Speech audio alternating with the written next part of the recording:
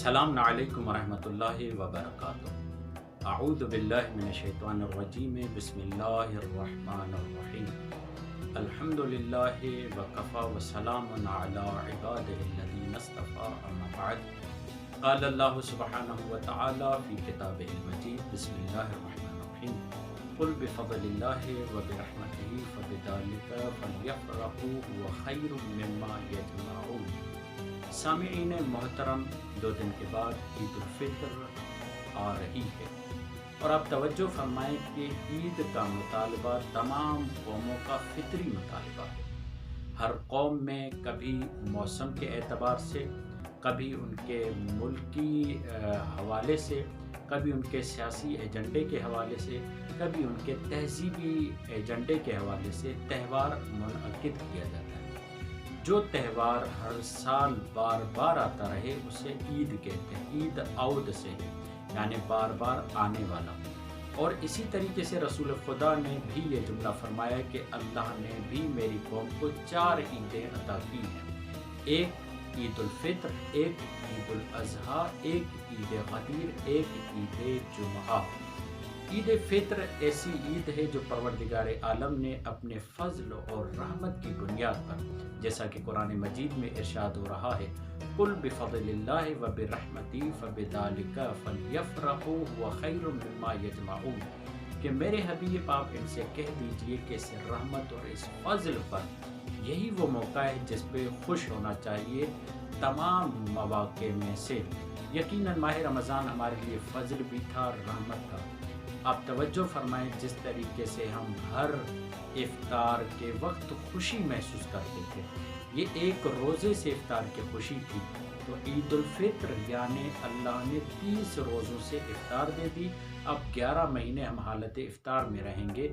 یہ ایک ایسی خوشی ہے جو پروردگار عالم نے ہمیں عطا کی ہے۔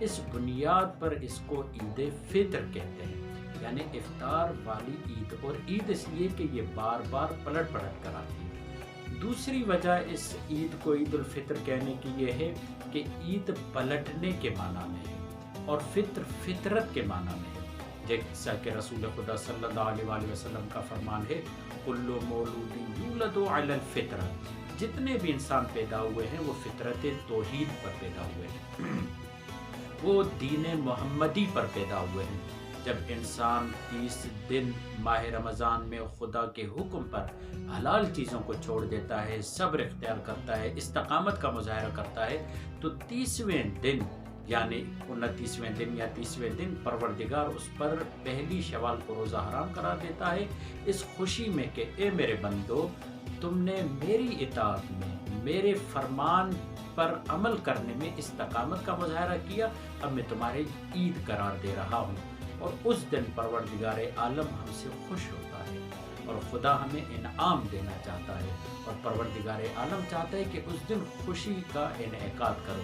خوشی فطری تقاضوں کے مطابق ہونی چاہیے، جس میں کوئی حرام وغیرہ کے لہو و لعب اور لغو چیزیں نہیں ہونی چاہیے۔ خوشی کے تقاضوں کے مطابق جو شرعی خوشیاں ہیں اس کے مطابق یہ عید ہے۔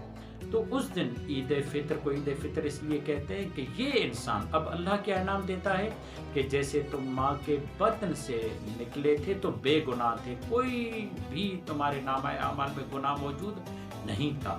عید فطر یعنی اللہ تمہیں اس طریقے سے قرار دیتا ہے گویا کہ تم فطرت پہ پلٹ آئے ہو، فطرت سلیم پہ، جیسے تم پیدا ہوئے تھے آج اللہ کے لیے ویسے ہی ہو گئے ہو۔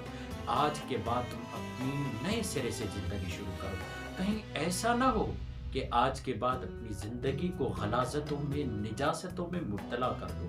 خدا یہ چاہتا ہے کہ جب میں نے تمہیں پاک و پاکیزہ بنا دیا، اب پاکیزہ زندگی